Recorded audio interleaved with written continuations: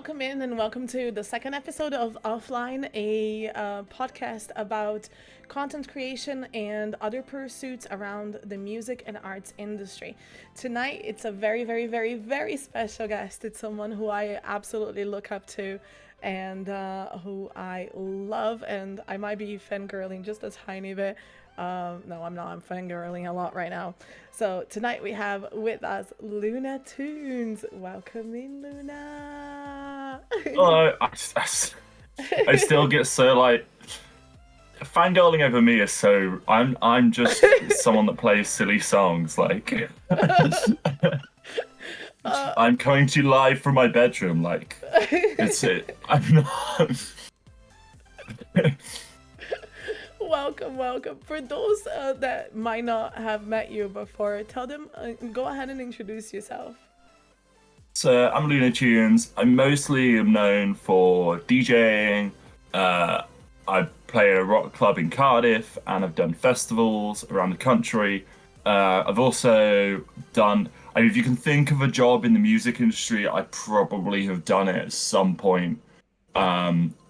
I owned a record shop briefly. I've run Wow. my own record label.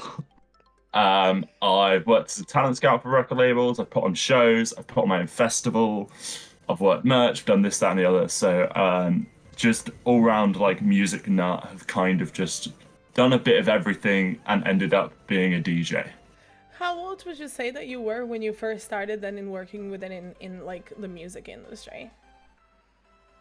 So I mean, I was kind of lucky that. So when I was really young, my dad works in a music venue, so I was sort of exposed to that side of the music industry quite young.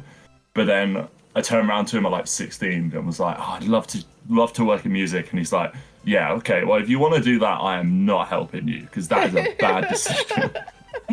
He was like, you're gonna have no money, you have no free time. Don't do that. So I was like, okay. I moved away to Cardiff for uni and immediately started working in the music industry, really. I had my first DJ set about 4 months into me living in Cardiff when I was like 19. And then from there, it's just sort of like a hobby that's got really, really out of hand and resulted in so many side projects and little things. So, yeah, started when I was 19, but I've only really been full time basically since the end of lockdown as a DJ.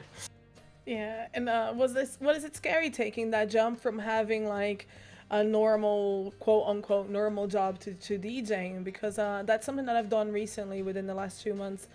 Quit my day job to be a content creator. So like for me, I was like, I've either gone insane or I've gone insane. There's no other option. But I had Well, to do it. so it was kind of weird for me in that like I never really had that exact jump. So I started DJing when I was at uni, and then I kind of got to the end of uni and I was still DJing. And more often I was starting to earn like all right money from it. I was sort of working in like shops. I worked in a shop for a bit. I worked in a betting shop for a bit.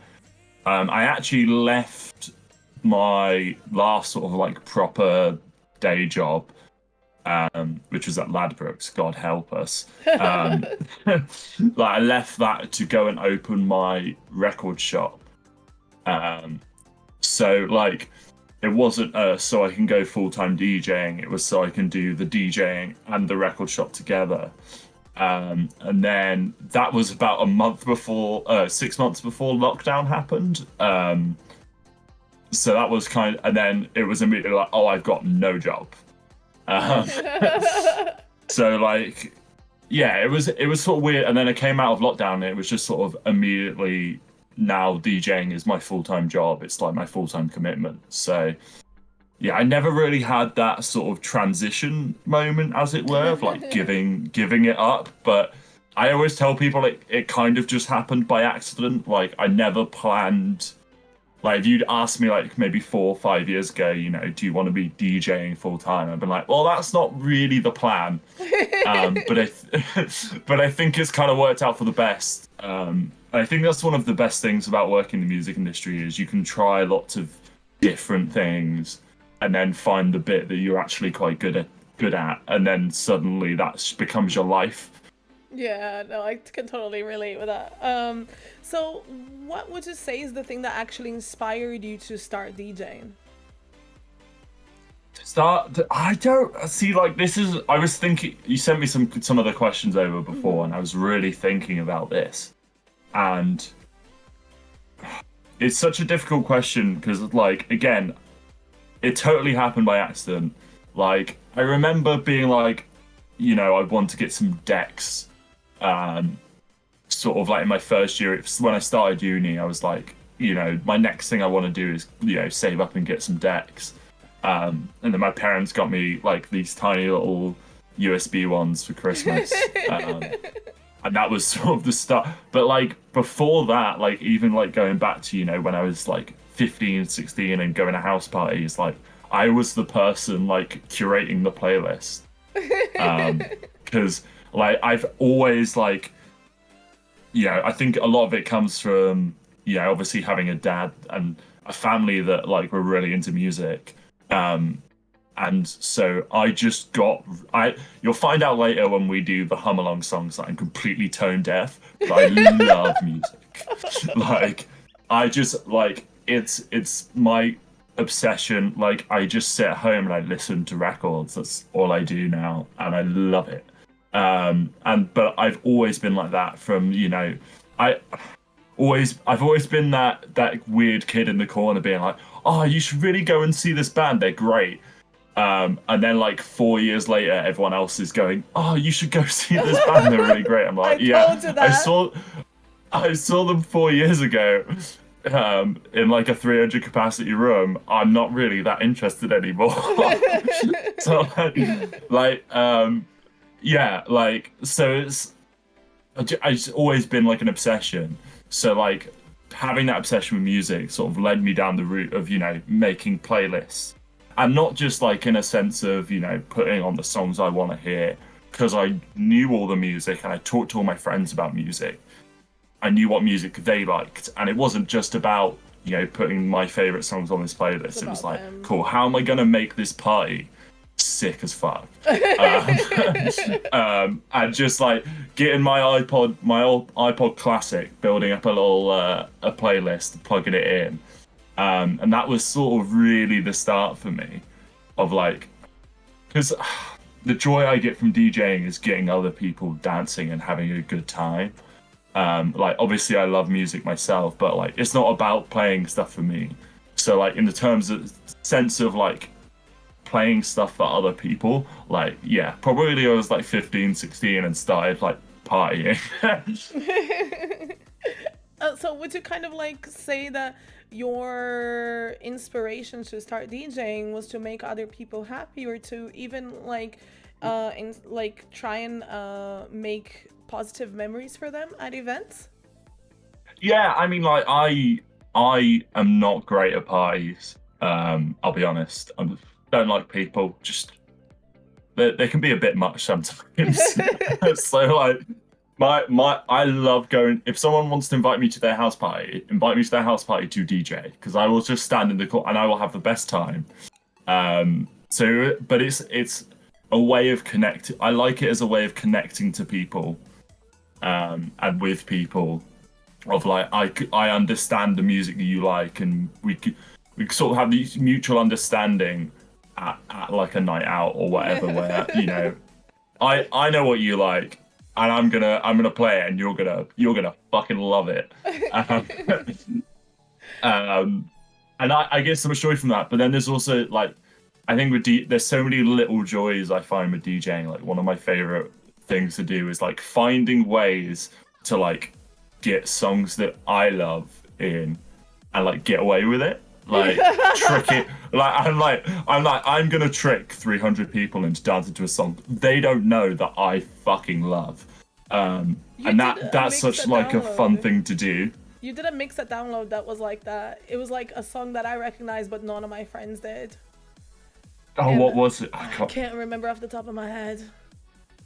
But you mixed it in. I I think you mixed it in with. It wasn't. No, it was after Venga Boys, I think. Oh, was it? I've got a mashup of "Smack My Bitch Up," so it's a Yes, yes, remix yes, yes, yes, yes, yes, with yes, yes. Gandhi Make Gandhi That's by that's Nishikari. the one. Yeah, yeah. And like that mix. So I'll talk a little bit about making mashups like throughout this because I love making mashups. But that mashup came from like I love Gandhi Make Gandhi. I love Enter Shikari, but like that's not like a massive song. And going, what can I do that means I can play this song that I love? I'll make a mashup that means I can play this song that I love, and the people that love that song. But then if you don't know that song, you've still got the backup of having "Smack My Bitch Up" on in the background, which everybody knows. Yeah. So like yeah, that's part of it. Is like being sneaky. I basically spent like 6 years gaslighting the people in metros into liking modern baseball by just like playing them every night. Right. I was like, you are going to like this band. I'm going to play Your Graduation by Modern Baseball at 3:45 every night when you're all too drunk to leave the dance floor, and it's going to slowly sink into your brain. And one day you're going to find yourself listening to it at home. You're like, where did I know this song from? And it was me. Um, I love the way that you actually say that. So obviously, Anti Shikari is a band that you seem to be very, very fond of. What would you say is the one song, or maybe the one artist that you would never like skip a song from, or that you wouldn't turn away from? I've got three, Okay. um, which I would be like my go-to three favorite artists, and they're all like wildly different. So like one is Etna Shikari. Like I think sometimes I'm not in the mood for it. When I'm in the mood for it, like I can put on any Shikari record. They are by far and away, like as a DJ, they're my biggest inspiration as well because they do their live sets where they mash up their own songs and remix their own songs. I love one of my favorite things to do is like playing the original half of the original song and then dropping it into something different, but it's still the same. Mm. So they're a big inspiration for me, and I love all of their music. Flash Flood of Color is the best Enter Shikari album, and if anybody disagrees, you are wrong. Uh, um, anyway, and then number two, the second one would be Modern Baseball, who like, yeah, Midwest emo, like whiny songs. Just like there's such a like, and same with the third one as well. There's such like a picture of a certain part of my life that I remember very fondly. And we're doing a Midwest emo night in Cardiff at the end of this month. I I'm love Midwest so emo. excited. I'm so excited because it's like what I grew up on, and it's like coming back round now as like a trend of like the 18-year-olds are listening to it now, and I'm like, I remember when this first came out, and I just get all these kids coming into Metros, which is my club in Cardiff, and being like, oh, I love modern baseball. I never got to see them live. I'm like, I saw them 3 times. Yeah, I'm old. I am old. And then and then number three would be Frightened Rabbit, who are like, if you've not heard of them, very like sad, depressing Scottish music, like very emotional. Uh, it's hidden by my pride flag because I put it up, but I have their second album on like an original first pressing, and like if I'm ever like made homeless or like whatever, that will be like one the last thing possession. I have. That's the last thing I'll have in my hands. Like that's the last thing I would sell, because it's like that precious to me. So it's also like an ex-girlfriend bought it for me, but it was worth quite a lot of money now because it was like a first pressing and there was very limited numbers. So like, yeah, I will keep that Special forever. I love possession. it. Right. So I am basically a plus size minority because I'm a brown girl DJ, and it's rough out there for somebody like me. What is it like being a trans female in this industry? It's it's really like it's hard it's hard to quantify really because it's so like up and down. I think there are parts of like the alternative community that are amazing for inclusion and super supportive and so lovely and like, you know, for example, like Danica and Jenny, who book like the download DJs, they're amazing. They're like so on the pulse, like they're really, really good with, you know, like queer representation and like pulling different things in.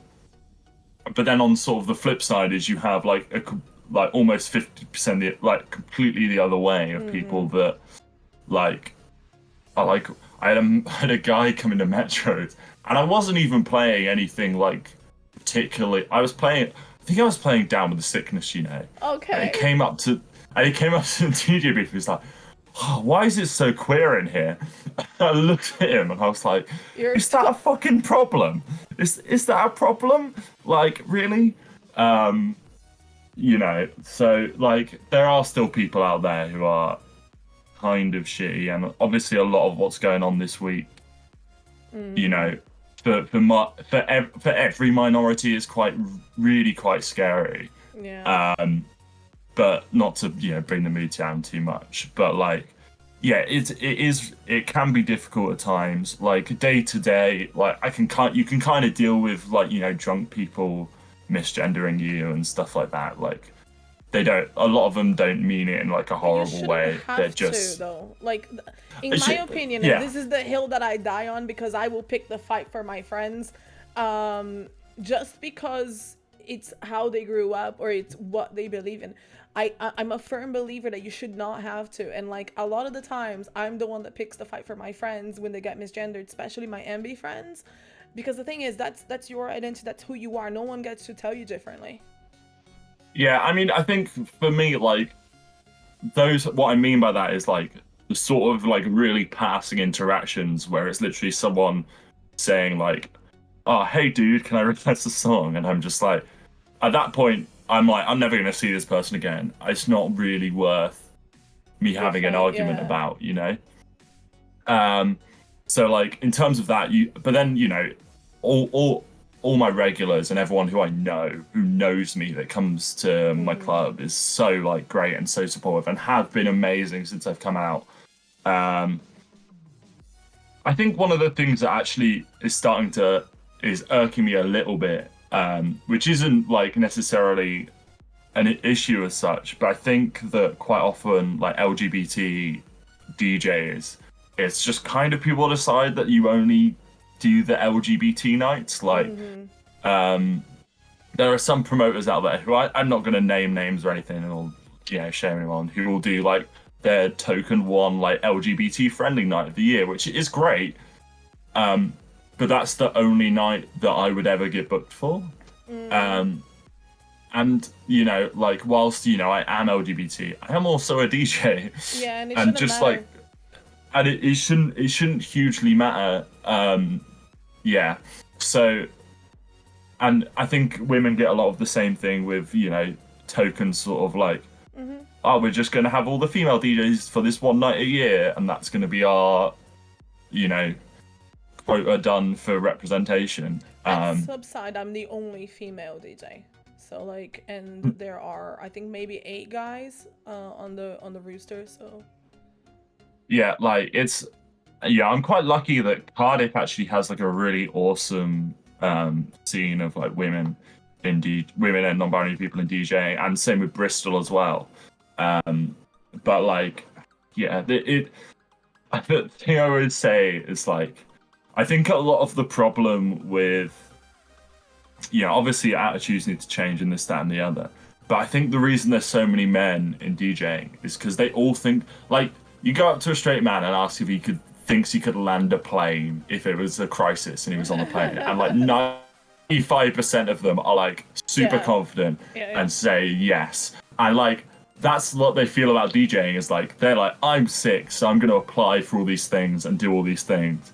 And more often than not, there's loads of other really, really talented DJs that are missing out because, like, you know, it's a bit harder to put your name out, and you can be a bit, you know, I think for me, I do find it like really quite scary putting my name out sometimes because especially on the internet, because you never know what's good, what sort of thing you're going to get back. So yeah, it's a tricky one, and like there are downsides, but like I think in the last few years there is starting to be a bit more positive movement. At least from it's been really nice to see that positive movement coming from people that are booking download and at big festivals. Possibly before a lot of the club nights are doing it, which hopefully will then sort that out. But yeah, I don't know. It's certainly interesting. It keeps me on my toes. But so you've mentioned download, and I was there, and I harassed my entire camp to make sure they were all there, and some of them were dragged there kicking and screaming because they were tired. And I was like, we're not missing this. Like, it was the first night. You have no excuses to be tired on the first night. honestly, I'm sorry. moving all your shit, like, that's an excuse. Yeah, no, to be tired. that's fair. That's fair. I And like basically when we got there, the camping situation was a bit iffy because Green was already full, which was where we were initially gonna go. So we went on this field trip all around. So anyway, but basically the best way to describe it was when I saw you, I hit the roof. Like, I ascended. I had a great time. And so did all of my friends. And the way that I would describe your performance is you literally set the entire festival on fire. And from the videos that I've seen of trees and everywhere else that you've been this summer, you have done the same. So, what are some of the most memorable experiences you've had from festivals, and what has been your favorite one? I mean, like, obviously doing the doghouse download was just like it was really really hard to like enjoy it because like one, first day, it was like really weird, like arrive first day and it's like straight in, like doing the biggest stage of my life, you know what I mean? Like, it was like, I just sort of arrived, set up camp, and I was like, shit, I've got to go to my dressing room and get ready and like, shit. And then I just remember walking into like, the doghouse when it was like completely empty and being like, oh my God, this is like, huge. This is fucking ridiculous.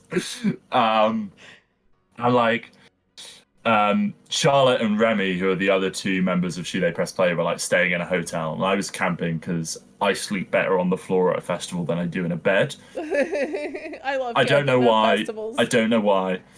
Um, but I mean, we were all like terrified before, and like yeah, it was really hard to enjoy because like our set felt so short, like because we all did half hour each. It was like bam and it's over. But it was like it was incredible. It was amazing. But for me, always like the highlight of my festival season is always 2000 Trees. Like it is just the best festival in the UK. If you've never gone, go because it's just phenomenal. Like the people that run it are amazing. The bands they book are amazing. They support so many like queer and up and coming and POC artists, and like they're great at it. And like DJing there, because I used to go there as a punter from like maybe 8 years ago, and sort of I used to go and I used to complain about the silent disco DJs because I was like, ugh, they're just playing like a normal like rock night, and I'm at this festival where everyone's into this like sort of kind of niche stuff, and you're just playing your standard bangers. Yeah, what's expected. I could do this way better, like me in like 2016, like to my friends. And so then like being able to go on like journey of doing that, and then I've worked the merch a few times, and then working my way into like DJing, has been amazing, and just sort of like I feel very very at home there, and I know there's loads of people that love the music that I actually love, so I can just do a set of music that I absolutely love. Yeah, that's incredible. And what was this? What do you have a routine before a big set like that to kind of like get yourself in the right frame of mind? Do you prepare a lot for the set? Do you pick all your songs ahead of time and rehearse it? How do you prepare for a set like that? So you sent me this question earlier, so I've written down like so I'm doing Arctangent next week, which is like the sister festival to 2000 Trees. What is it called? And I'm using Arctangent. I'm It's actually not like familiar with it. it's a lot of math rock and instrumental stuff and Oh, very cool. nerdy music. I love it. I do the Sun Disco there. I've done it like the last couple of years. It's really cool.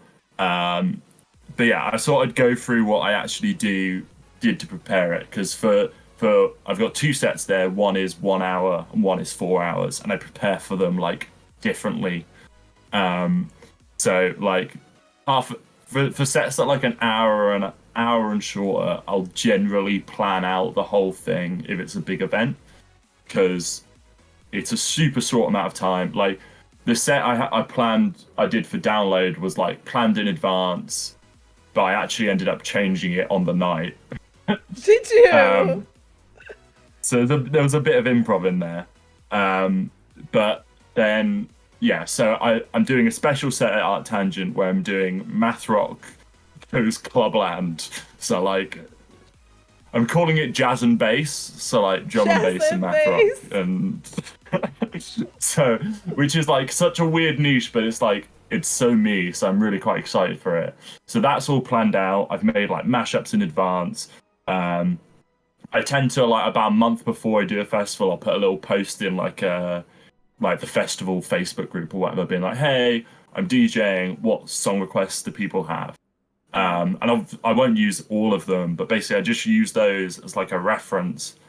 I'll put all those in a folder, and I'll put all the songs that I'm like, or like my mixes that I want to show off. Put them in a folder with them, and then sort of work out a few mixes here and there. Um, but you know, for anything that's longer than an hour, like it'll be full improv pretty much. Like I do two 5.5 hour sets a week at Metros, and I just make them up as I go along. It's reading the room, isn't it? Yeah, for the Yeah, longer like ones. yeah, and I found like the longer you have as well, you can sort of build and like I like to like build into a set and then like try and control it, but not to get too technical. And then like yeah, so the set at download was like I basically went through all my mixes, which I'm like I love these mixes that I do. I think these are like represent me really well.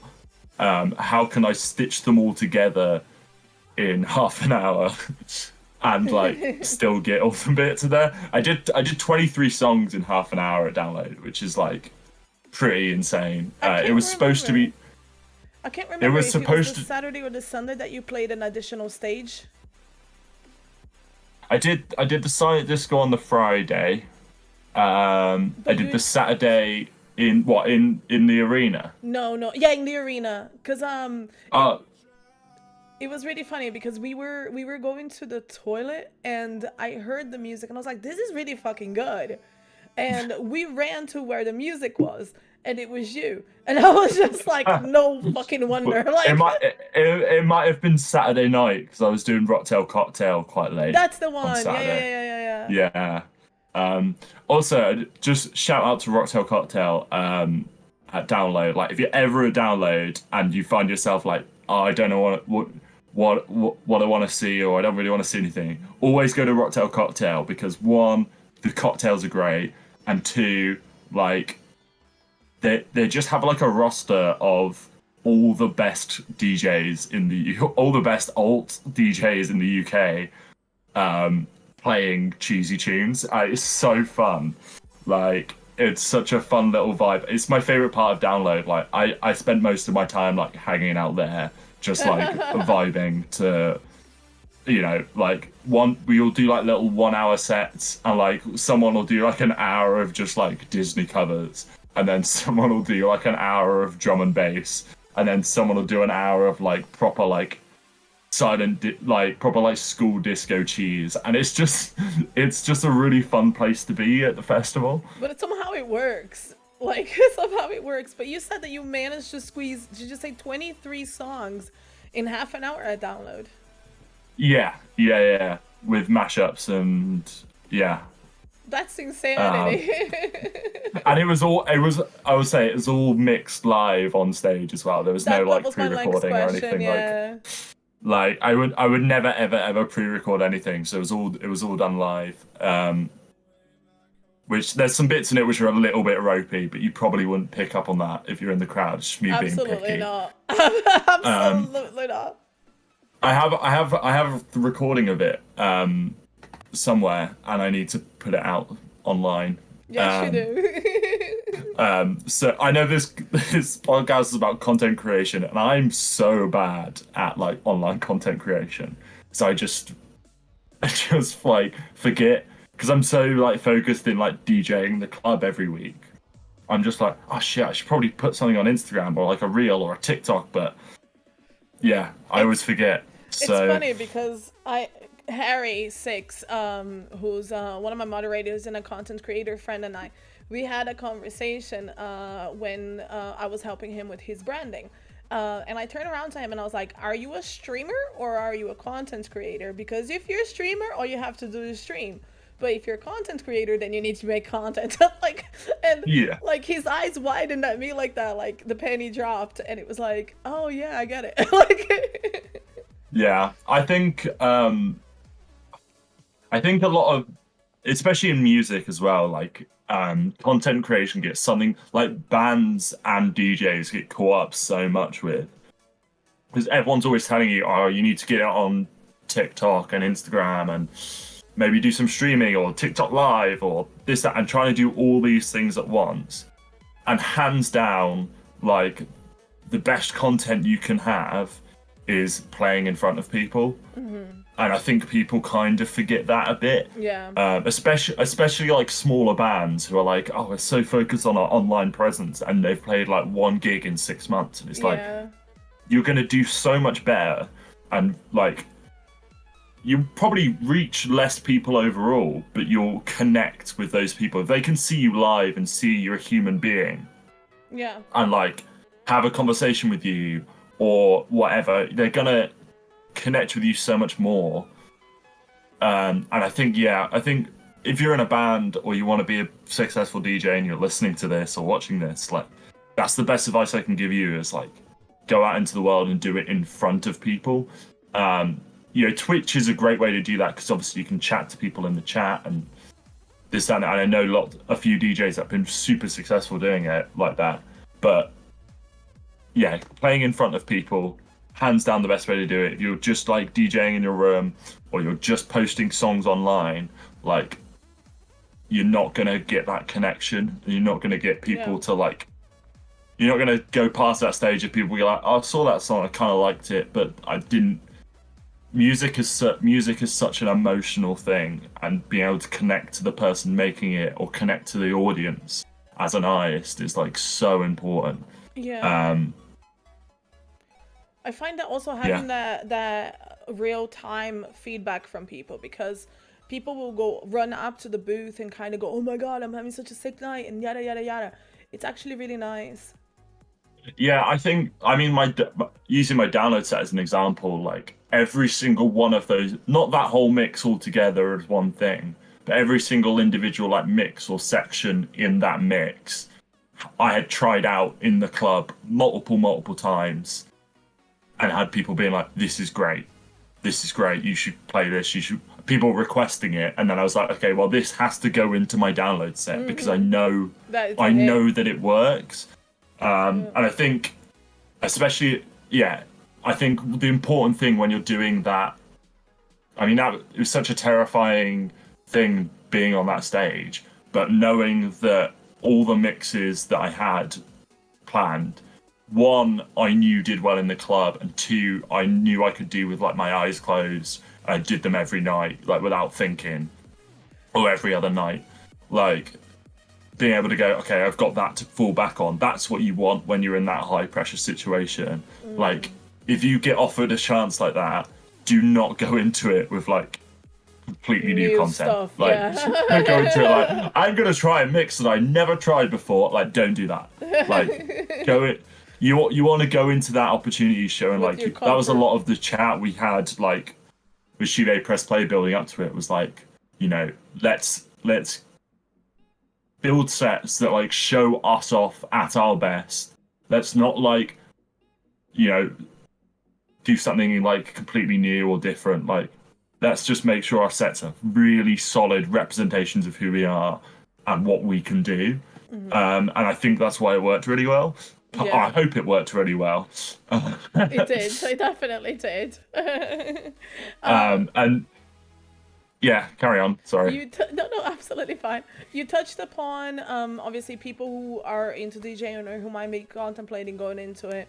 What would be your advice to anyone who wants to build a career as you have? I think, number one, like, just like if you have that dream, if you're like, I wanna make music or I wanna be in the music industry, like, there's no point going looking for qualification. And this applies to pretty much every part of the music industry, you know. Like, I worked as a talent scout for a record label for 3 years. I'm no qualifications in music. You'll find out later that I'm completely tone deaf. But like, what I did do was I spent so much time just like going to gigs, involving myself in the scene, meeting people, like, you know, like going, if you want to be a nightclub DJ and you're not going to nightclubs, like, that's a problem. Like, you want to be a nightclub DJ, go to nightclubs, meet the people there, network. And you also get an understanding of what working in that environment's like and what playing that music is like. Or, you know, you get a sense of what other DJs do and you can learn from that. So that's like my first bit, is like just like immerse yourself in it. Because like you can't like become like a DJ in a scene that you are not part of. You have to like be part of the scene, engage with it. Like, whenever I have a night off, I'm on a night out going to another alt night, or sometimes like the one at my club with a different DJ, because I can learn from that and I can talk to people and I can, yeah, it's so important. And same, like, if you're in a band, like, don't just go to the shows that you play, go to other people's shows and meet bands and be like, go and talk to them after their set and be like, that was amazing, we should do this together.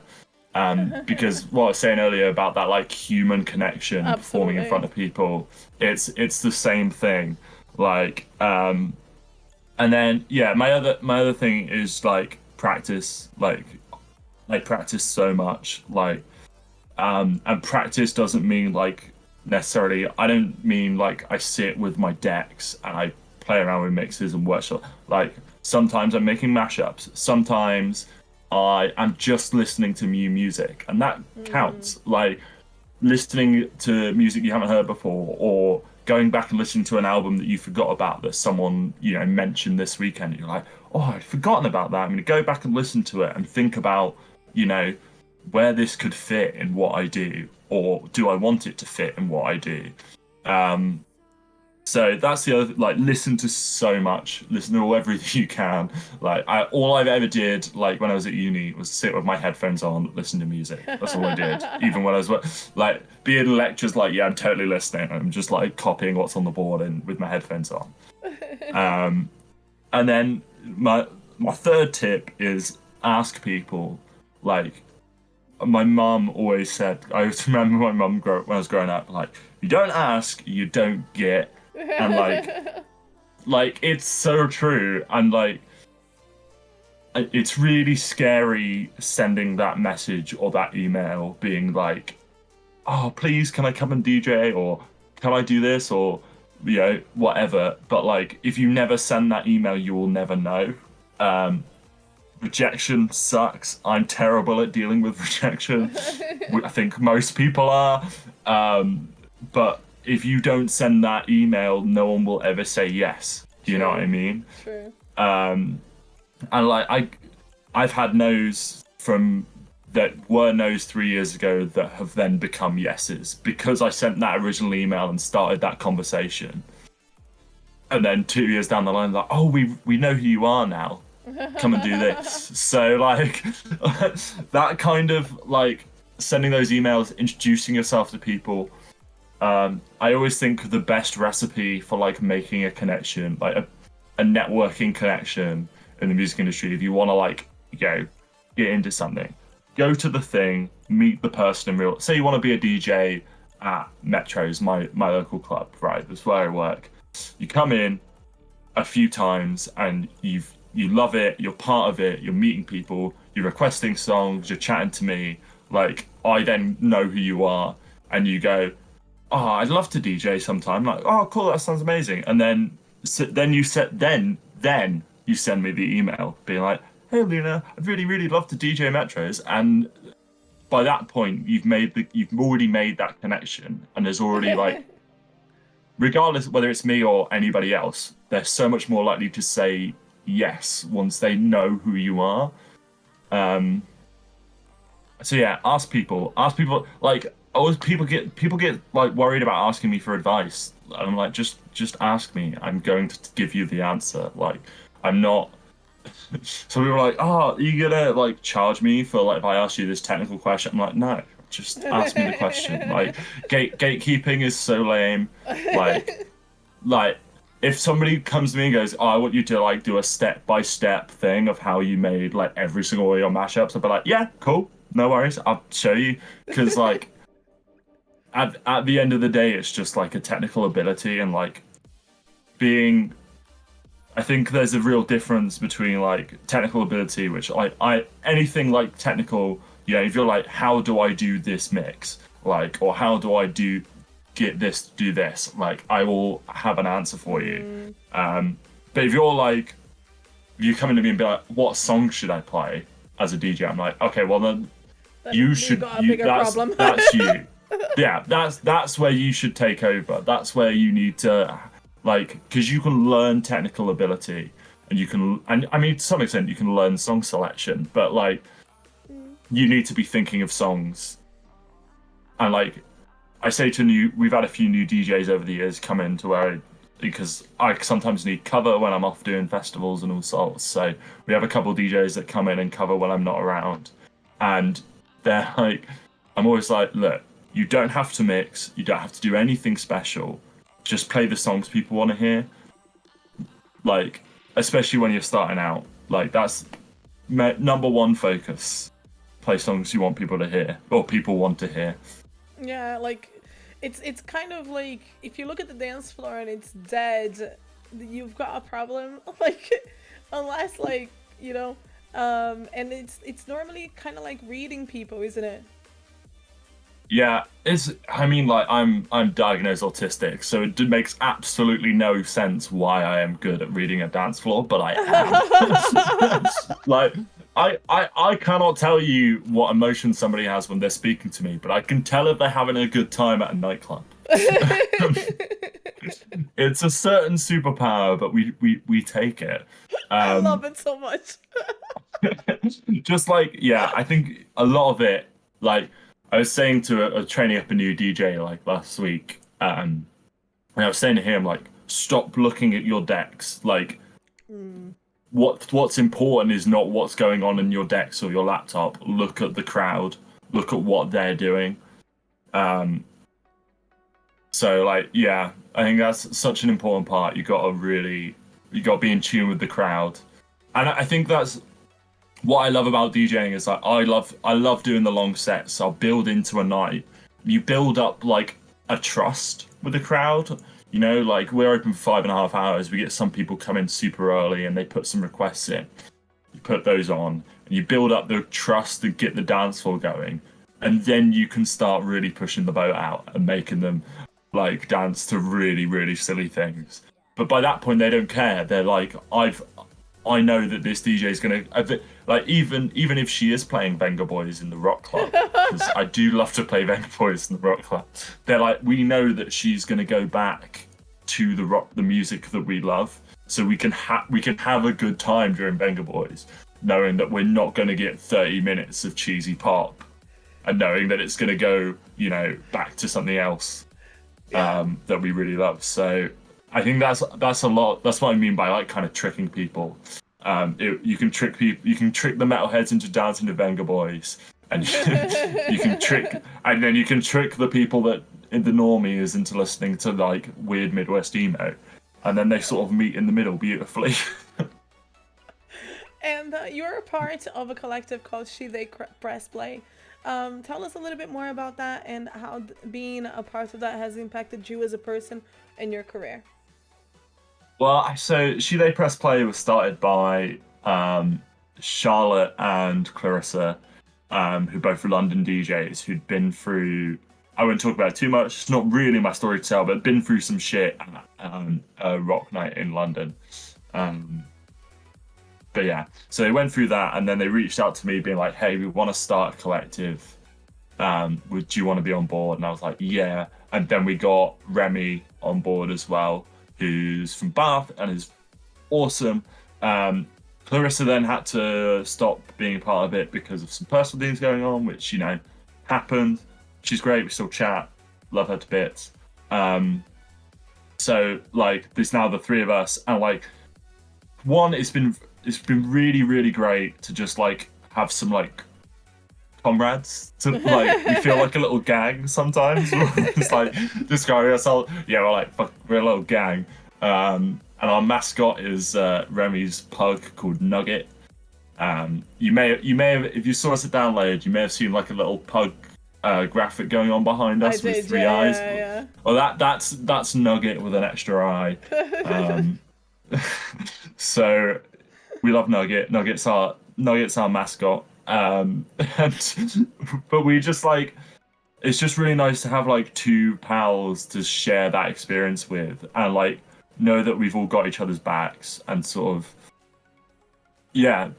And also like having people you can openly sort of discuss things, because you know, there's certain people, often not all of them, but often sort of cis straight men who love to gatekeep just information.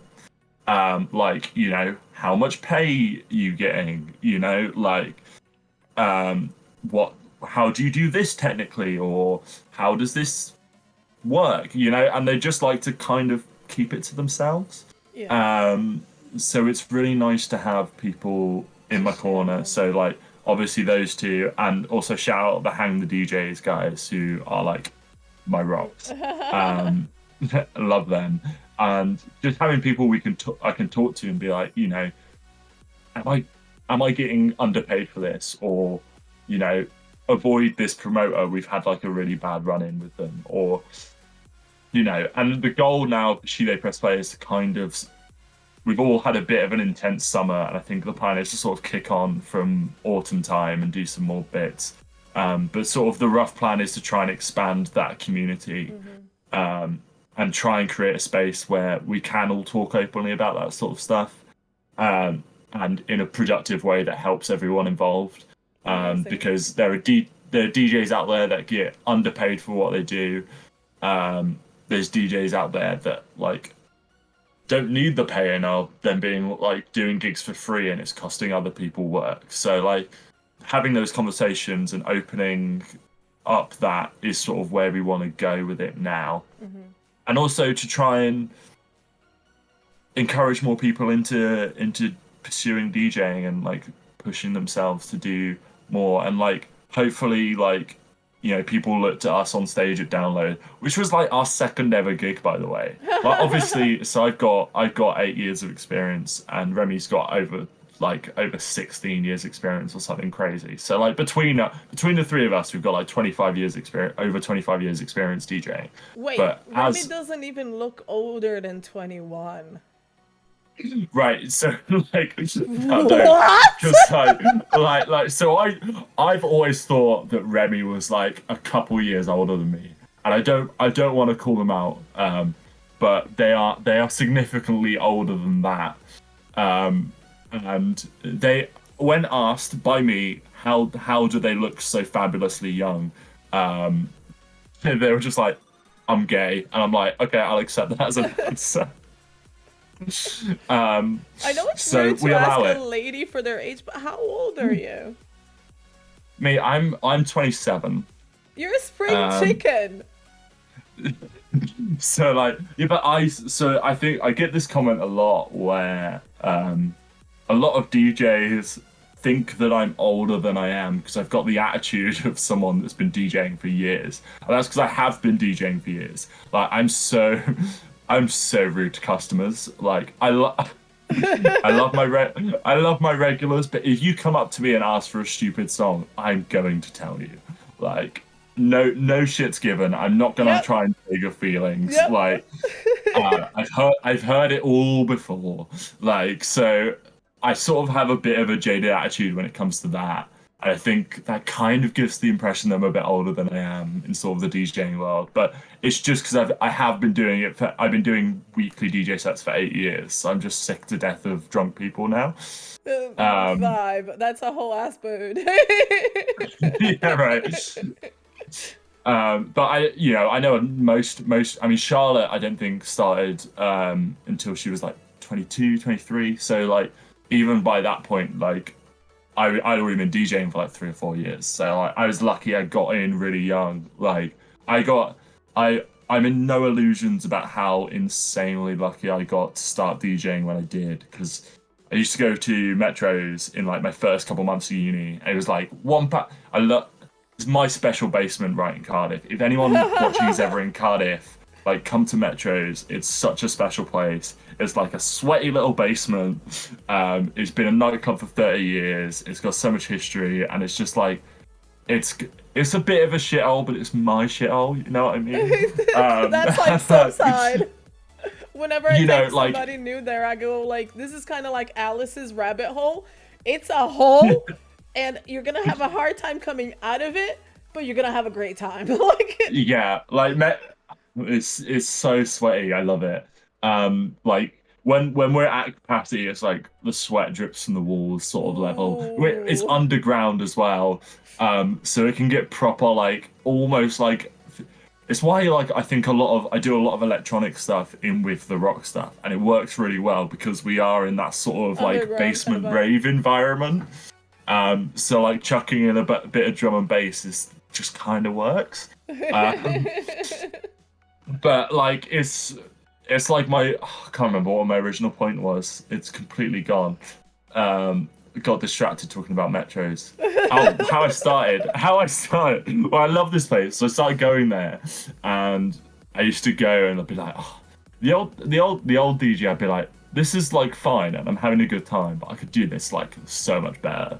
Like, I think to be a DJ, you kind of have to have like, You especially when have you're to have starting a off, bit of a like have that sponge. little touch of like arrogance and confidence of like I could do this, and like do it. Like this is my best advice to anyone is like I had that. I was really bad at the start, um, but again super lucky that I started doing 1 hour a week there, and then I started doing. We had a student Wednesday night. I did the first hour and I did the last hour. I worked on the bar in the middle of those 2 hour shifts. And I actually attribute the working on the bar to sort of why I ended up doing so well. Because I got to meet all the customers. I got to hear all their complaints about the other DJ or, what they wanted to hear. And then I could go on and for the last hour and sort them out. And basically, and then 6 months later, one of the other DJs left, and the Saturday night became free. And they're like, "Do you wanna have a go?" It was like at a time where our Saturday night was really struggling, which is mental, because we were sort of very studenty, and the Wednesdays were really big, and the weekends weren't. Um, and they were like, "Oh, do you want to have a go at doing Saturdays?" And I just, yeah, since then, it's just sort of been every week now since then, which is it'll be 7 years in December of doing Saturday nights there. Amazing. But it grew from sort of being 100 people a week to sort of 200 to 300 people a week now, Oh, damn. which is pretty cool. But it's really fun. I love talking about it because there's been such a weird musical journey with it. Because I came my first night I did the Saturday night. I pretty much did exactly the same thing as the DJ before me. Because I was like, I don't want to mix it up too much. People come every week.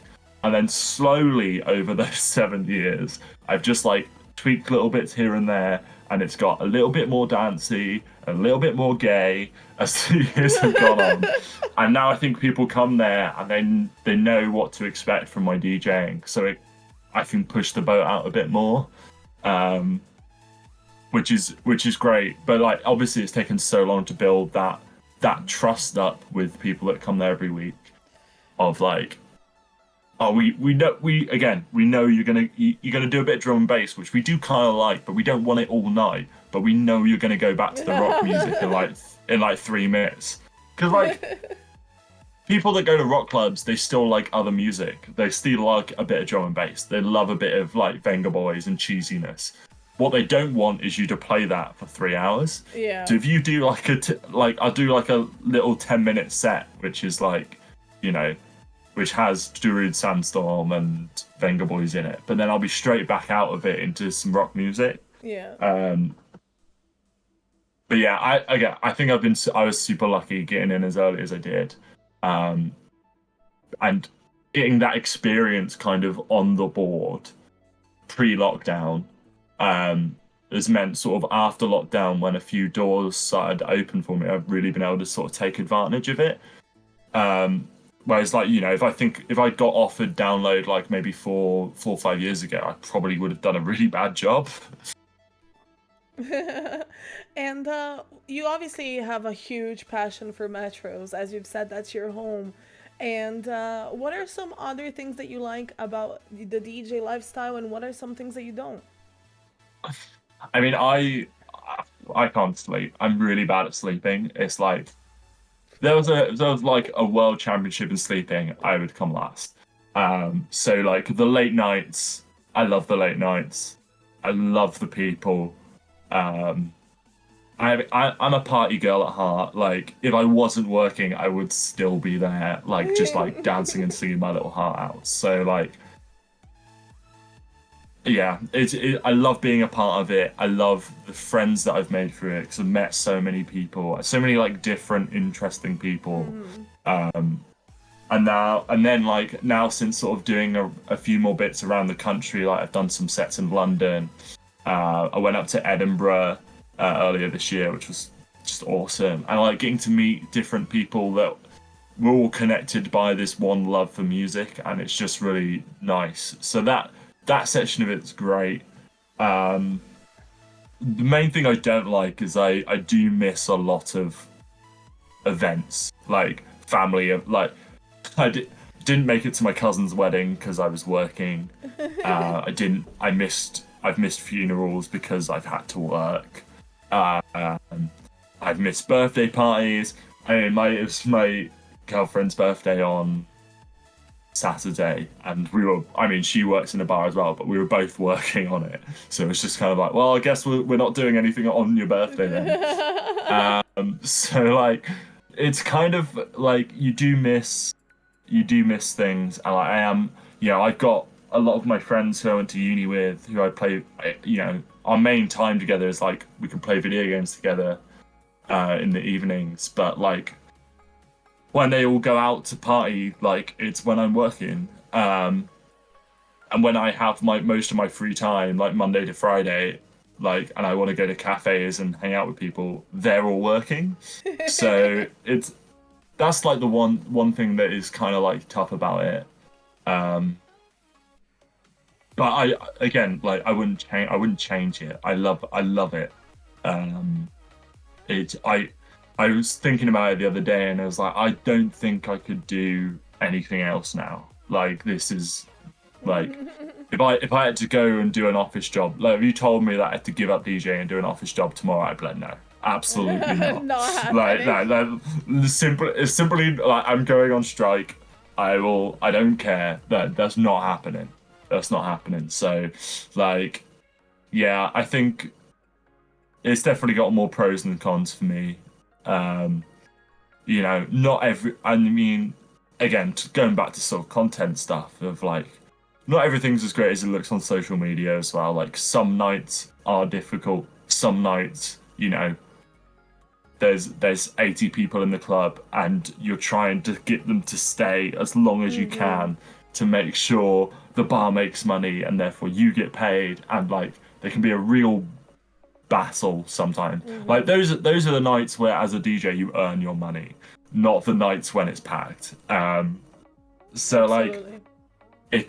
it can be tough, but like yeah, I love it and I love music, and like if I wasn't DJing, I'd be doing something else music related because I couldn't not. And my next question is, how do you manage to balance your, obviously the online stuff, all the shows, your residencies, with self-care and obviously with your personal life? And do you have something that you do in terms of keeping your creativity alive so that you don't burn out? See, I'm like just such a terrible person to ask this question to, because I'd love to tell you that I have some amazing like routine and I sort myself out, but I just sort of weirdly I do my best work when I just sort of let my brain go a bit wild. And sometimes like it's quite good for me to just spend all night sitting at my laptop and making mashups and just putting down ideas when I'm in the mood. Um, it can be tough because it messes with your sleeping pattern and all sorts, and like I have to cancel plans every now and then because do burn myself out. Um, so yeah, it's something that like I am still working on getting better at. Um, which yeah, again, I wish I could come here and say I have the magical solution. I look after myself so well that I'm like I don't. I'm working on it. I'm getting better, but it is difficult, especially for us neurospicy lot. Like, it is hard, but like, especially like that. I think that's why the job suits me so much, because realistically, I have to be in one place, which is very much a happy, safe space for me twice a week, and the rest of the time I can do, because I do like the social media and the graphical design and like all sorts of other bits for metros. So like it's not just DJing. The rest of the time there's no like hard and fast schedule, so I can let myself work at my own pace to some extent. But that does 90% of the time leave me to doing it the night before. And that includes like when I do my taxes. I'll be honest, it's like it's like, oh shit, it's the 29th of January and I haven't done my self-assessment. Let's go. Like, Very, very relatable. And let me tell you something. Every person. So I asked this question to Scotty Wartooth, who was episode 1 of this podcast, and I've asked this question to quite a few creator friends. Everyone's had the same response. yeah, I think it's. I think if you're neurospicy, you kind of get drawn to like creative careers because structure can be really difficult, especially if how you feel inside like goes up and down and like differs wildly from day to day. Um, so like sometimes having a job which requires very little schedule and allows you to take things like, whilst I do burn out sometimes, like I think the fact that I've got my life set up so I can take things at my own pace. Like if I wake up on a Monday morning and I'm having a horrible time, like I can just not do my work until tomorrow. Yeah. So like there is that benefit.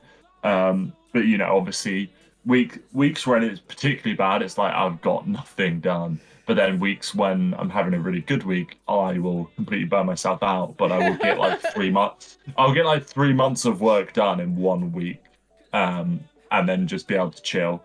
And so this week has been one of those. Well, this sort of like last 10 days for me has kind of been like that, because I've been like redesigning everything ready for freshers coming up in September, and I've been like putting it off, and I cracked through it this week, and today and yesterday I've made 8 mashups. Holy shit. So like the level of my mashup output is like, so if anyone follows me on Instagram, I've got a new series called like I've got a mashup of this, which is I saw a that. term. It's a term which like I didn't realize that I said all the time.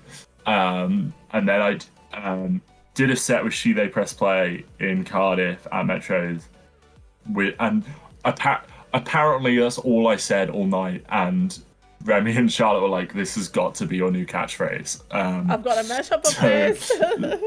so I was like, so Remy made me up a little like logo design. I was like, "Cool, I'm just gonna put out like all my mashups." So I'm currently sat.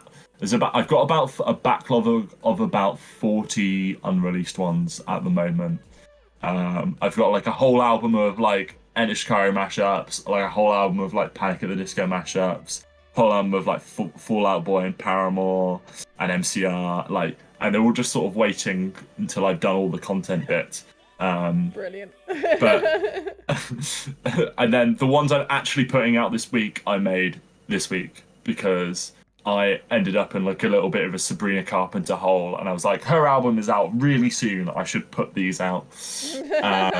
And Chapel Roan as well. I've got so this Thursday I'm releasing a Chapel Roan mashup album, which is like completely free, by the way. If anyone wants to know my mashups, they're all on Bandcamp, like completely free to download. Like, help yourself.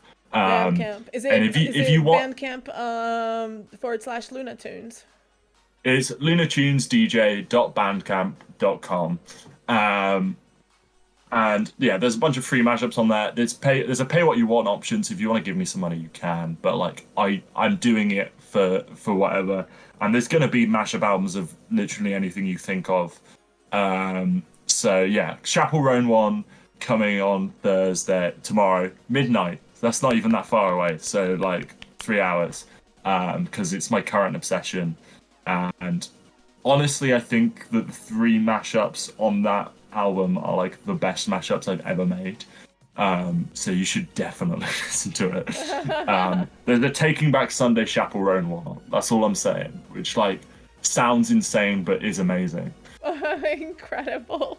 All right. So what's next for you on a personal and a professional level? It seems kind of like you have a lot of plates spinning at the moment.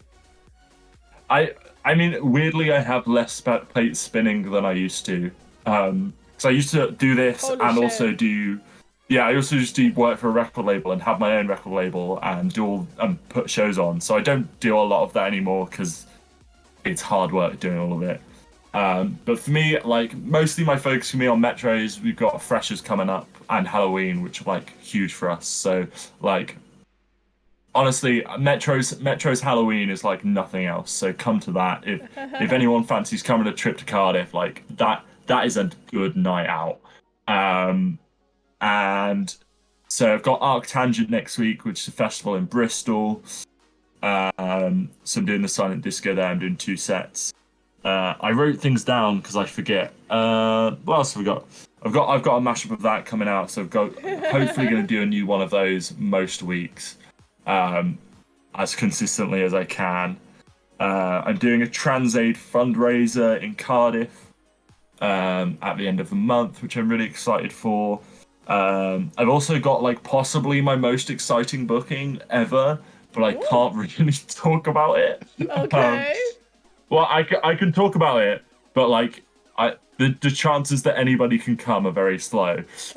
So a friend of mine who's a tour manager and has done all kinds of bits around, he's having a birthday house party in Southampton, and I'm DJing the house party. It's going to be about 60 people, but a band that played quite a big stage at Download are headlining said house party. So, which I cannot tell you who. I'm sorry. Is it a UK band?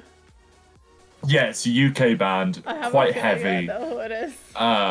So yeah, quite a heavy band, and it's going to be awesome. But like the only way you can go is like if you know the guy whose birthday it is. So like, sorry. Like I'm hopefully going to bring my girlfriend down if she gets the night off work. But like, it will just be me playing random party tunes after like an insane metal show in a house. So Incredible. it's gonna be like a little bit feral, but I'm like quite excited for it.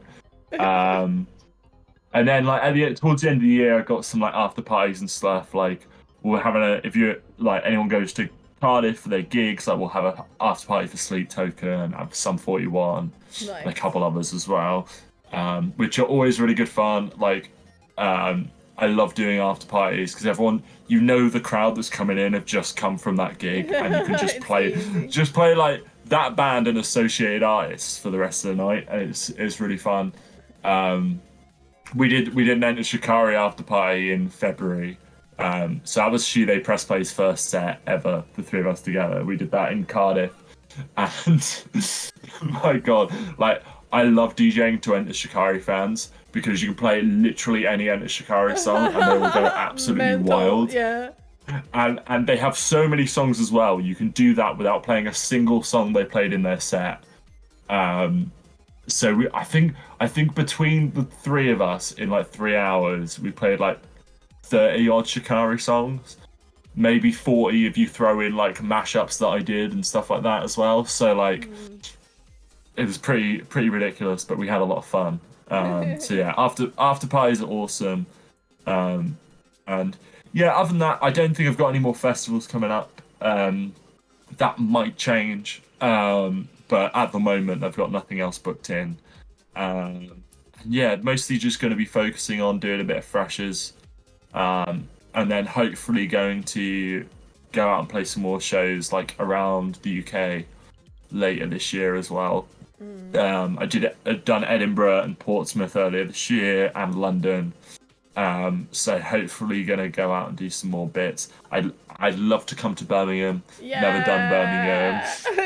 Yeah. I really want to go and do a night in Manchester too. So if anyone knows any nights in Manchester that I should come DJ it, like tell them. Be like, get Luna. So She's gonna be great. the blackout night that I told you about, the plan Yeah.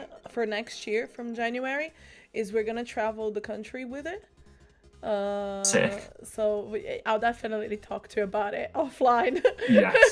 Yes. Yes. Yes. But yeah, and hopefully we'll get some more She They Press Play sets booked in. But yeah, currently our calendar is empty, but it's because we've all been like super, super busy. So yeah, again, if anyone's out there being like, oh, She They Press Play should come and do a set where I live, like go and tell your local nightclub, or like tell us, and we'll do our best. Basically, we're all just having fun with it. So like, hopefully we'll get a few more bits come in. But yeah, unfortunately, I can't drop you like a really cool announcement to go viral with. But just kind of more of the same from me, like the weekly grind and doing 11 hours a week and just playing all the tunes. So yeah, if anybody listening or watching is ever in Cardiff and wants like a bit of fun, come down to Metros and have some. We're gonna have to do a field trip to Metros now because I'm intrigued. Honest, all right. Top tips for Cardiff Metros is like one, dress for it to be warm.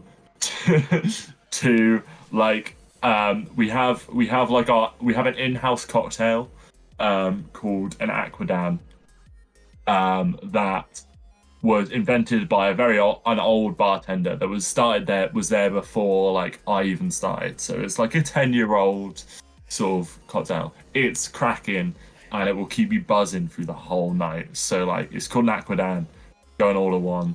I'm not going to tell you what's in it. I'm just going to tell you that it's bright green. So yeah. Someone said that cherry It's my cola Metro's is better. Ella is saying that cherry cola is better. Really? Hard disagree. Hard disagree. Like, Absolutely not. absolutely not. I just really don't like cherry drinks. It's my hot take. I'm a sambuca person. Like I can't stand sambuca. The sight of it, the smell of it, anything with sambuca is not for me. No, I can't do sambuca, but so I used to really be a Jaeger bomb person. I am a I Jaeger bomb loved Jaeger person. bombs. Yeah, I'm out of that phase now. I'm into my tequila phase. I've always had I a am. tequila phase because it's in my blood. Yes. See, like I tequila phase is new to me. Is new to me, but I drank way too much tequila on the first night of 2000 Trees and didn't really recover until like the week after. So yeah, if you see me at a festival, buy me a tequila and I will be your best friend. I promise. Noted. I'm so easily pleased. Like tequila. Someone brings me tequila. I also had someone at Trees. Find it. See if I can do. Come and give me a friendship bracelet. How cute. Um, I mean, you say it's cute. Until I'm going to explain to you what it is. Okay. So it's a guy going around dressed with teeth all over him and Teeth? handing out Yep, teeth. You heard. And handing out the other one. So it says 2,000 teeth on it, like 2,000 trees my with 2,000 God. teeth, and it says Lunar Tooth DJ. And it was like a really surreal experience. I was working at the merch stand, just like selling merch, and he came up to me and gave it to me, and I just had like. The autism was just like, I don't know how to react to this. Just like He "Ah!" missed a great And then opportunity. He should have been dressed as the Tooth Fairy. well, that's why he was like, oh, I'm the Tooth Fairy. So, Oh, but he was just sort of okay. like he was like in a black like onesie thing with just like little teeth like all over it. It was really strange. Lordy. But I had no idea how to react to him giving it to me. But if he's watching this, thank you so much. I love it. I was just being really autistic when you gave it to me.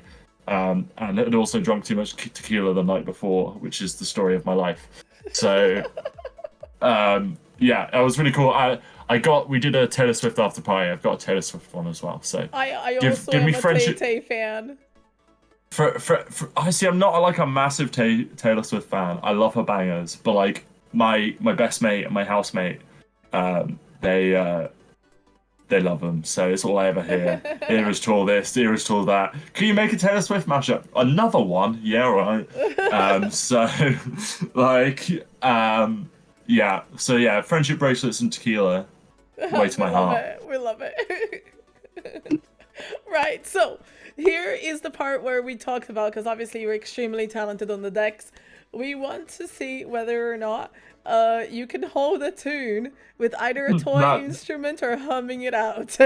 So the name of I the c- segment is What's the Tune? I can tell you right now, I'm tone deaf, right? So like all the musical talent in my family went to my two little brothers who are like grade 8 pianists. They no longer play piano or do anything musical. And then there's just me in the corner being like, I love music, but I can't I can play the drums. So like So this is many gonna be DJs can play the drums, it's crazy. well, it's all rhythm, isn't it? So it's Yeah. just yeah. So I wrote down two songs earlier and I can't find what I was gonna sing or hum. Let's Um, hear. do I go first or do you go first? Guest can Or choose. Who would you like to go first? I'd like you to get. We'll do ABBA. You go first and last, and I'll do the two in the middle. Okay, perfect. So I'll go ahead and start. And then obviously everyone watching can join in as well. Can you be quicker than Luna on this? That's the real question. All right, cool. I'm gonna go with my favorite band. How hard can I go on this? I'm gonna keep it mainstream, so it's the first song. We're gonna keep it easy. All right, cool.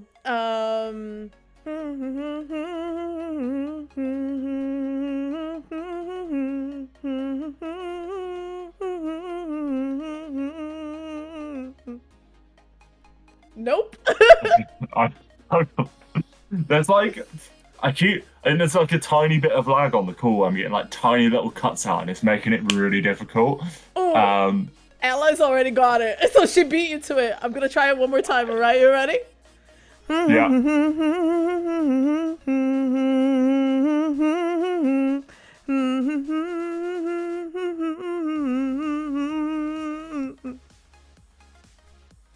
I've got no idea. See, I told you I'd embarrass. I told you before we went this call, I'm gonna embarrass myself in this section. So It's so like, difficult though. Like when somebody's doing it for me, I'm like over here like. yeah, yeah. What's really weird for me is like when I hear a song, I don't hear that song. I just hear songs that can be mashed up with it. That's my excuse. The song was, "I've got your picture, I'm coming with you, dear Maria, count me in." Your turn. Okay, I'm gonna go with like a song that has been on repeat in my head for like the last 3 weeks. Okay.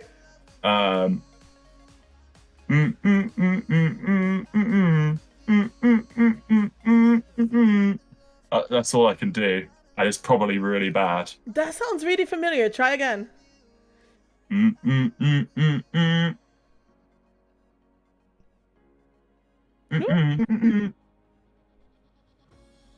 So Ella is saying it's hot to go.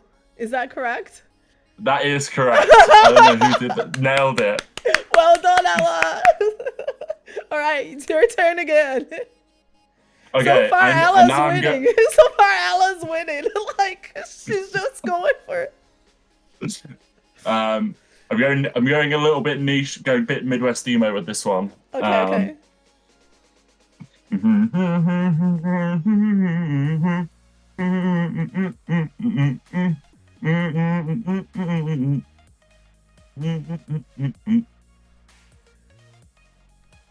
I don't know. Do it again.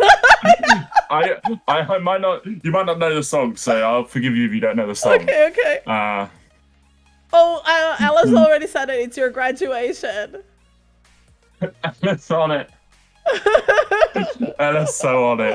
Yeah, that Ella nailed it. is just like lasering each and every single one of the tunes. All right, so my turn. All right, cool. I'm not sure if you like this band. I have an inkling you might not, but we'll see how it goes. Oh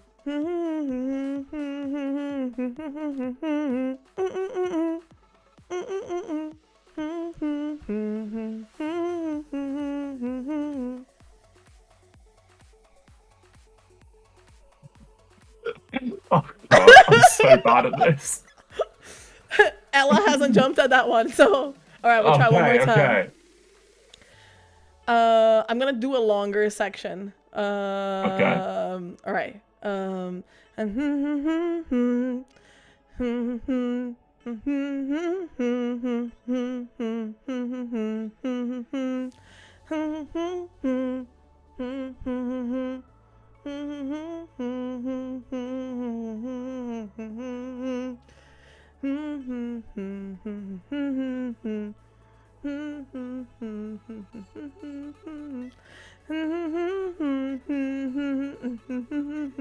This is hurting me because I can.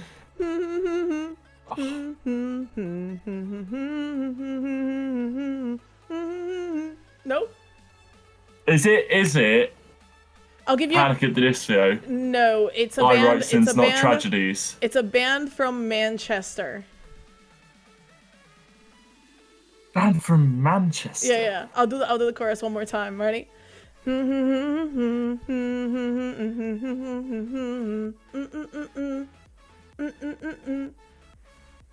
It's not one of their main songs, so it might be a bit iffy. I'm just gonna say Oasis because they're from Manchester. No. So it's 1975. Maybe I'd like you better if you took off your clothes. You don't like them, do you? So they're one of those bands that when I was saying earlier about seeing bands and then 4 years later everyone being like, go and see this band. So I saw the 1975 in a place in Portsmouth, which was like 300 capacity, just after the first album came out. And the first album is cracking. Yeah. I could leave the rest, I'll be honest. I'm not a big fan of Matty Healy. bit of a knob. I don't think anyone is. I don't think Matt Healy is a fan of Matt Healy. Like, Yeah, well, exactly. So like you know, yeah, I wouldn't have got that in a million years. I don't think. All right, so I think that Ella is our winner. So round of applause for So well done, Ella. Ella. I'm assuming that it's I'm fucking assuming that it's Ella that I know. So hello, Ella. Yes, it if is. it's you. It is. I made Ella's having a rough time at the moment. I made Ella a really silly MCR mashup today. So that's my contribution. So yeah, if anyone's ever in a bad mood and wants like a mashup made, just send me a message being like, "Can you make a mashup of this band?" And the answer is probably yes. But you will have to accept that it's probably going to end up drum and bass. Everybody in chat, can you guys do me a huge favor and put some hearts in chat for Ella and send them all the love and then some, and do an exclamation love in chat for Ella as well. And right, so I really like this segment. It's called Slide or Hide. So the idea of this is, if you were to encounter the people that I'm gonna show you at a party. Do I get a pictures? I will read out the name, and then if you don't know who they are, I'll try and explain. Okay. So basically, if you were to encounter these people at, say, at a club, would you slide into their DMs to hang out? Or would you hide from them like the plague? Okay, so I'm just gonna, before we start this, I'm just gonna say that I am polyamorous, so all of them, yes, probably. I don't think that's gonna be the case. but we'll deal with that when we come to it. So let's go. I don't think this is gonna be the case at all, but let's see. You're ready? All right, here we go. Person number 1, Billie Eilish. Oh, which one's the hide one? So hide? Would you hide? You would hide from Billie Eilish. I'd hide, but that's not like a I hate her. I'd hide. I'd be way too intimidated to speak to her at all. Really? Like, oh yeah, I'd be like, oh my god, that's like an actual real famous person. There's like, for me, like, I've met some random people in bands and stuff, and there's like a limit, and Billie Eilish is like past that limit of like mad stardom, like mad stardom of like I couldn't hold a cup. What would I talk to her about? Like, I guess we could just talk about being really sapphic together. That could work. So maybe I would slide. It's funny that you should say that, because I'm obsessed with All Time Low, and like I went to this VIP concert where there was only 50 people. We all got time to hang out with them and meet them and stuff like that, and I rehearsed everything that I was gonna say to Alex in my head, and I got there and I couldn't say a single fucking word. I met Gerard Way once upon a time, and my main takeaway from that was he's really short. But growing up, I wasn't like an insane MCR fan. No way. So it didn't affect me so much. But like, the one for me that really like I was the most starstruck by was I went on stage after American football last year at 2000 Trees, and I watched them play Never Meant Side Stage, which, if you don't know, is like the memed Midwest emo song. So like, I had to watch that side stage and like that, and then they came off stage and we had like a smoke and a chat together, and it was so nice. But yeah, I think once you get to like, you know, your Billie Eilish's, your Ed Sheeran's, and your like Adele's, that like Taylor Swift, like that level, I'm like, I don't know what I talk to you about. You're like a different species. You're a different kind of human. Yeah. The next person is Paris Hilton, because obviously she's got a DJ career. Is she? Oh, that's news to me. I'm gonna slide. I'm gonna slide into those DMs, I think. You know, she is an icon for various reasons. Yeah, definitely. And just like, I get with the pure bimbo vibes. It's just, you know, it's vibes, you know? We're here for it.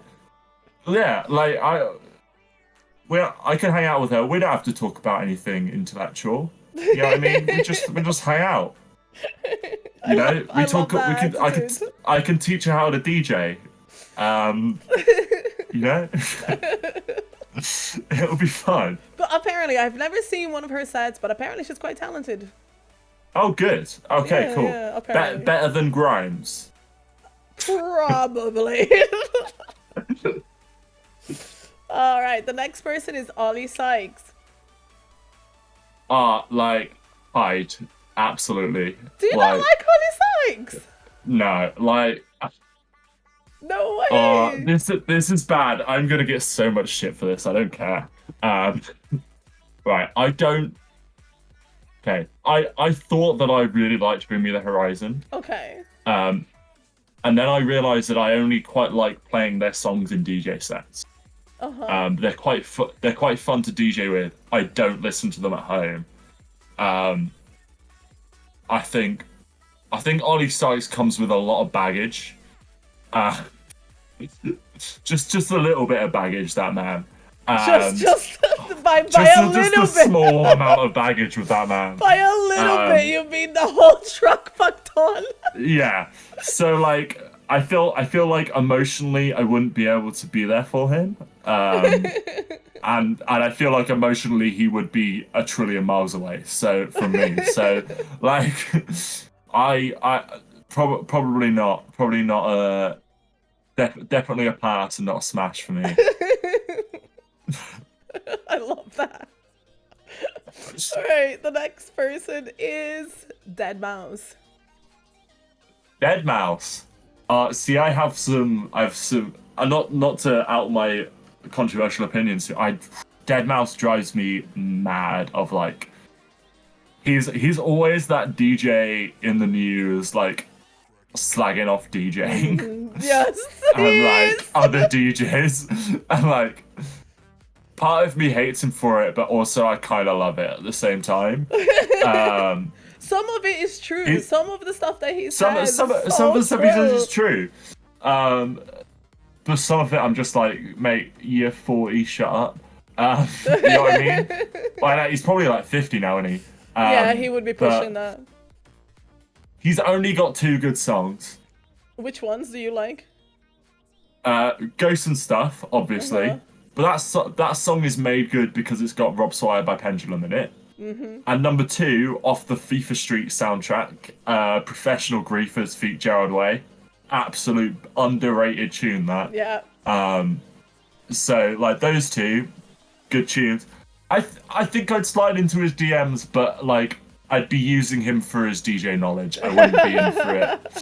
I wouldn't be in it for the connection. I'd be in it for the. Can I pick your brains? Yeah, I need to pick your brain, and I need 24/7 access to your studio, please and thank you. So yeah, like I'd slide in those DMs, but not for anything other than some, not for work. for work and not play, shall we say? Right. The next one is Stephen Aoki. Stephen. Oh, okay. Steve Aoki.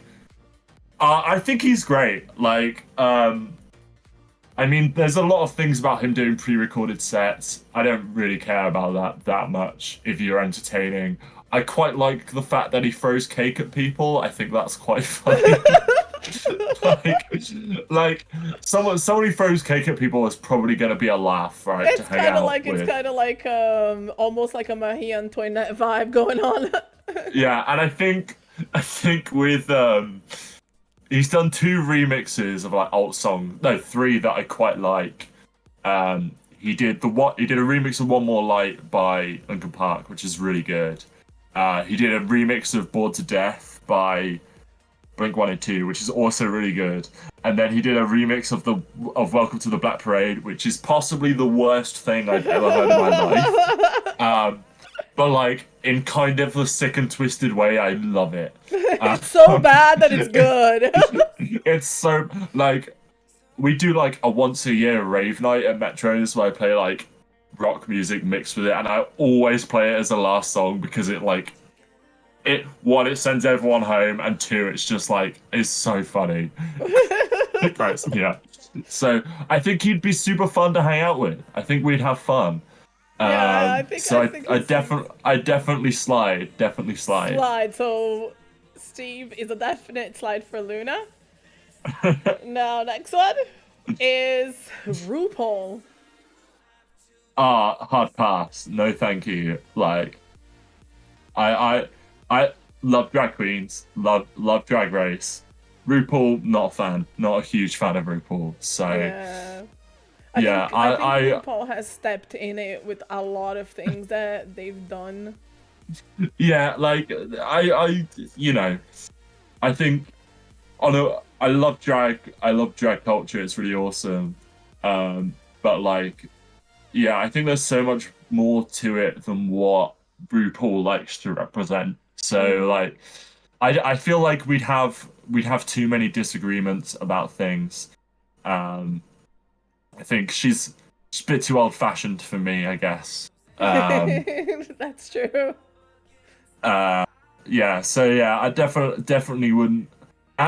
If look, if we're at a party, like she's gonna be the center of attention, and she's gonna be wanting everybody to pour all over her and talk to her. And I'm not that sort of person. If somebody wants that, I'm gonna walk away. Mm. Um, so yeah, like yeah, pass from me on RuPaul, I think. And this one, I know that you've mentioned that before, and hang the DJs. Oh, what? Slide into? Do I want to slide into their DMs? I'm already in them. I'm already in their DMs. We have a little group chat called Luna Tunes and Hand the DJs. Oh, So like I love them to bits. Do I want to get involved in their relationship? No, probably not. Um, those two are like the perfect little couple. I love they them really both. are. They're so cute, and also like, I mean, so a lot of the reason I ended up playing Download is because of them. Um, they're amazing. They're so supportive. Like, they're such good people. And like, so Josh used to come to Metros when he was a greedy little student. Oh my Um, days. Wait, and are they from which Cardiff as well? no, so I think Josh went to uni in Cardiff. Oh, I see, I see. He's originally from Bristol.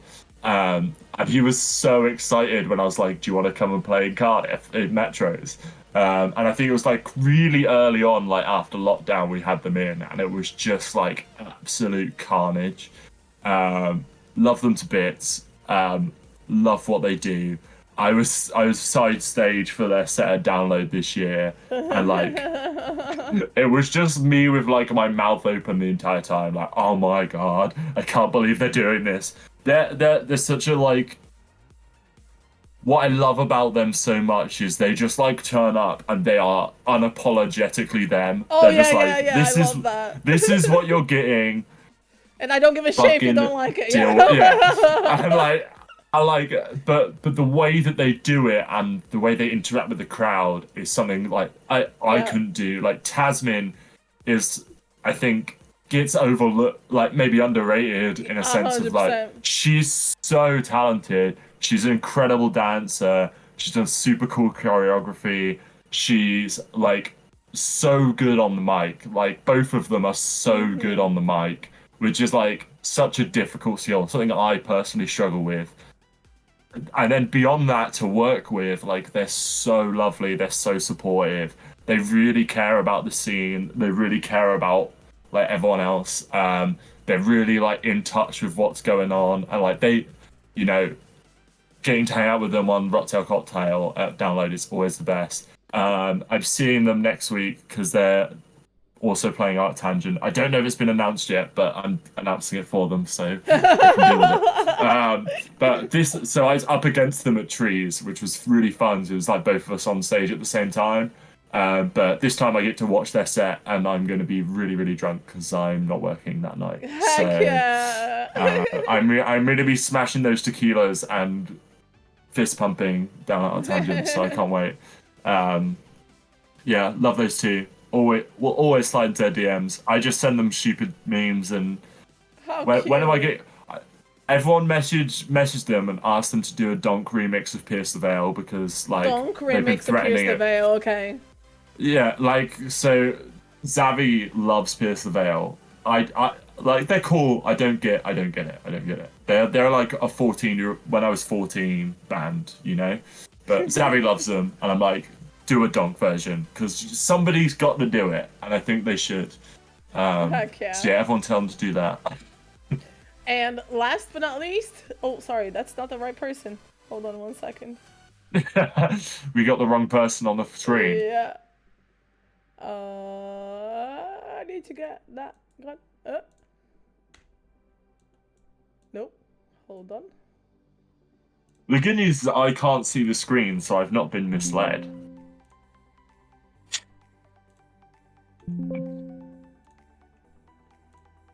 Okay, I think we might have 2 more actually. Two more, cool. Ronnie Radke. Oh, absolutely not. Like that man can. Yeah, no. Do you like any of his music? No, I'm certain. Like I really struggle that if someone is that much of a horrible human. Is if someone is outwardly advocating against your very existence, you don't tend to like anything they do. Yeah. So, yeah, like absolutely not for me. I don't understand how people can still support him and his music. I'll be honest. Yeah. I obviously have quite strong feelings about this, and I know not everybody feels the same. But personally, for me, like especially what like you know, you get some people ask me to play Falling in Reverse and stuff. And my sort of argument is people come to a night out to have a good time and lose themselves in what's going on. So if I'm playing a controversial artist, even if like some people love it, some people might hate it and walk away and like never come back. So you know, yeah, hard pass on Falling in Reverse, hard pass on that god awful tour with the Nazis. That is such a controversial lineup. It's so bad, and yeah, they're doing a Saturday night in Cardiff, and I'm not doing an after party because I don't want to support any of those bands.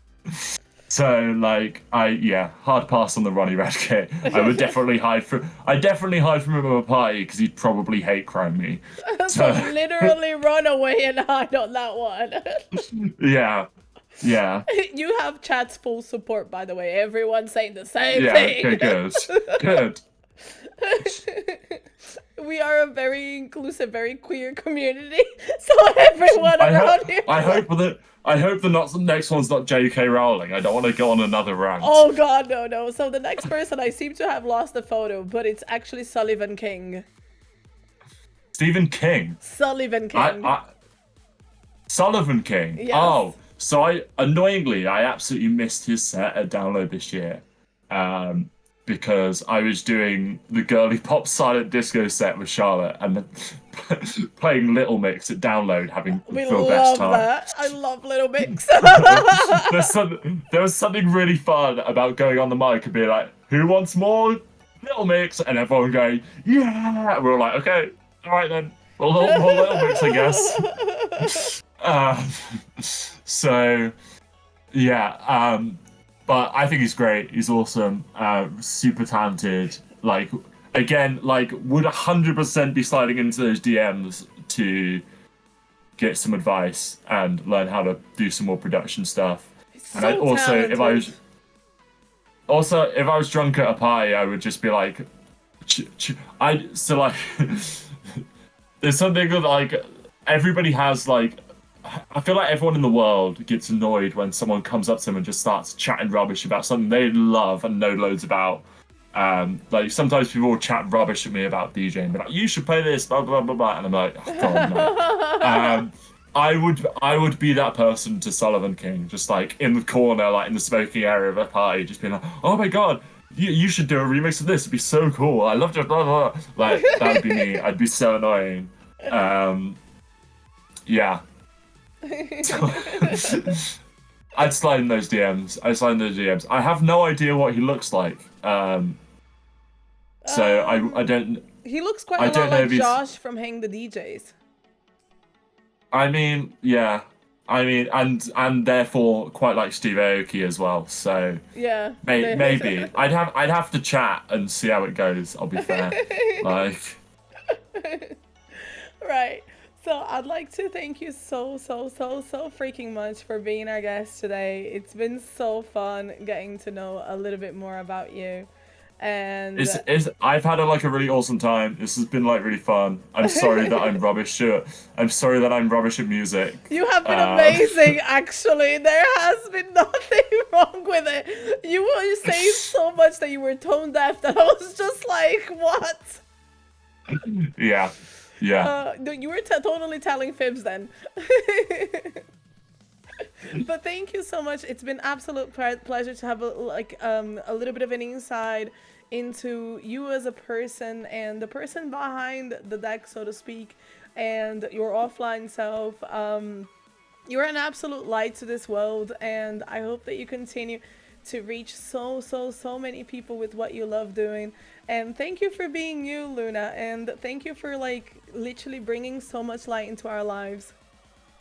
That's so sweet. Thank you. Like, thanks for inviting me on. Like, I never get asked to do podcasts and stuff, so it's really fun to come and do something and like get the opportunity to talk about stuff because like I love talking about music and my DJing because it's just my special interest, to be honest. And like having your job be a special interest is amazing. But all I ever want to do all the time is talk about my job to people. And anyone that knows me knows that's all I do. So like it's quite fun to be like have someone come and ask you to talk about your job rather than just info dumping So you know in their what's funny? face. So I had been rehearsing to send you that message for the longest time. Because Don't be like I sat there, I opened the inbox, and I was just like, "Today's the day." Like I'm gonna message honestly her. that's so crazy to me because it's like yeah like I'm still like that talking to people so like yeah if there's anybody watching this being like oh I'd love to get Luna on that thing but I'm scared I'm not gonna bite you unless you ask for it um and I try and be nice. I'll try and be nice. Just don't ask for rubbish songs or ask me to play Ronnie Radke, and I'll Yes. be nice to you. Basically. She will throw So cake at you if you ask for Ronnie Radke. I'll go full Steve Aoki and start lobbing cupcakes around the club if that happens. I think we should have the cupcakes with like the trans flag to throw at people and ask. I'm gonna make some. I'm gonna make some. But yeah, guys, would you like to finish off on a message? Would you like to send a message to everyone out there, or would you like to promote anything that you happen to be doing that you're passionate about? I mean, go and follow me on all the social things. It's at LunaTunes DJ on pretty much everything. So her Um, link tree just popped up in chat as well, so be sure to click that link. yeah, that's got all my socials on it. It's also got like free mashups and stuff like that. There's some more free mashups coming at midnight on my Bandcamp. I wanna shout out Ella, for smashing the music round. She's one of my she's a good friend of mine. She's one of my regulars at Metros, so it's an absolute fucking legend. So shout out Ella. I don't know who else in the chat, so I can't see it. So if there's anybody else there that does comes to Metros, like love you too. You're all fucking legends. I'm not very good at like expressing how much it means to me to be able to do this really stupid job that I have. I just have the most ridiculous job in the world, but it wouldn't be possible without people that come and see me DJ or come to Metros or like, big me up to their friends or like just share my mashups or whatever little thing it is. Like it all helps and like it is always appreciated. And I'm sorry that to everyone who's in this, inevitably people in this chat being like, you say this, but you never reply to my messages. Yes, I'm sorry, I'm terrible. Don't message me, I'm terrible at replying. Um, yeah, just shout out to all the Cardiff crew and everyone that came down to download and all those things. Like it does mean the absolute world, and I would never ever take any of it for granted. Like I think it'd be quite easy to do the doghouse and be like, I'm cool. That was sick. I don't need to work hard anymore. And I will never ever feel like that. I'm always like working on getting better and doing something different. I'll tell you what, the link tree's just popped up, so it's linktree.ee/LunaTunesDJ, and you've got every single one of Luna's socials on there. Is there any platform that you're focusing on right now that you'd like extra support on? I'm probably most active on Instagram. I'm trying to be more active on TikTok, but I'm really bad at it. So yeah, if you follow me on Instagram, that's where I post like most often what I'm doing, where I'm at. And I'm most likely to respond to messages to you if you want to say hello or ask me a question. So yeah, definitely Instagram. Yeah. This is a tip that I share Sure. with a lot of the creators that come on the show, that in case they didn't know about it. The content that you use for your reels is reusable on TikTok. And to be fair, I think it would be very, very, very, very well accepted on TikTok. Yeah, so I had one mashup where I posted like the Ableton thing, and that's got over 600,000 views. But that blew up like 2 years ago. But TikTok just kind of crashes my phone, so I'm really bad at using it. I've posted some stuff this week. I'm trying to post some more of like just like mashup videos and stuff. So I like videos of me doing silly things in the club. There's a video on there which I popped up recently of me dropping levels by Avicii in the middle of Sorry You're Not a Winner. So that's quite good. Damn! So I'd recommend that. That's quite a fun little mix. I've been like goes into the little bit, drop in levels, have the vocals of scratch tag over the top, and then goes back into Sorry You're Not a Winner. And that's like a completely live mix that I've been doing. Hot damn. So yeah, it's a really fun one. It's not quite perfect yet. When it is, I'll be rolling it out to the festivals. So I think that we should do another one of these where we talk about because so we know a lot of DJs on Twitch. I think we should do another one of these where we talk about technical things. I think it would be quite enjoyable as well, so you can go into like more of your mashups and stuff like that. I can nerd out and talk to people about mashups. So part of some of the things that they press like play are planning on doing is like we're planning on doing some workshops towards the end of the year. So like if you are interested in that, go and follow She They Press Play. I'll almost definitely be doing a mashup workshop before the end of the year. Yeah. So people feel free to come and learn. And yeah, if anyone's out there being like, I'd love to make mashups, but I don't really know how, like, what software do I need or how do I use it? Like, always feel free to drop me a message. I'm always happy to help. Yeah. But yeah, we'll definitely be in touch again so that we can bring Luna again, because everyone absolutely loves you. And like while we've been talking, chat's like been like chipping in and giving a little bit of feedback. So, but yeah, everybody absolutely adores you. Thanks, guys. Really appreciate it. All right. I can't believe we've chatted for 2 hours. I know, it feels like 15 minutes. Like it was supposed to be a 1-hour podcast, but it's perfectly fine. Oops. I go off on too many tangents. No, we love it. We love it. Have fun editing it. It'll be great. Thank you so much, Luna. Thank you so much. Until next time.